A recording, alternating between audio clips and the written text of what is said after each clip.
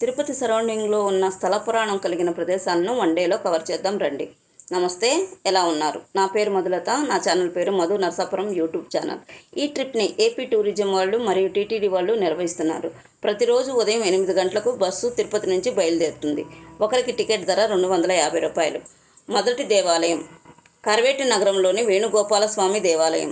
ప్రత్యేకత: ఏకశిలపై శ్రీకృష్ణుడు, రుక్మిణి, సత్యభామ గోమాతతో పాటు ఉంటుంది. నగరిలోని కరియ మాణిక్య స్వామి దేవాలయం. ఇక్కడ ప్రత్యేకత: గజేంద్ర మోక్షం జరిగినట్లు స్థల పురాణం. పల్లి కొండేశ్వర స్వామి దేవాలయం. ఇక్కడ ప్రత్యేకత: పార్వతీదేవి ఒడిలో నిద్రిస్తున్న శివుణ్ణి మనం చూడవచ్చును. నాగలాపురంలోని వేద నారాయణ స్వామి టెంపుల్. ప్రత్యేకత: ఇక్కడ స్వామివారు మత్స్యావతారంలో దర్శనమిస్తారు.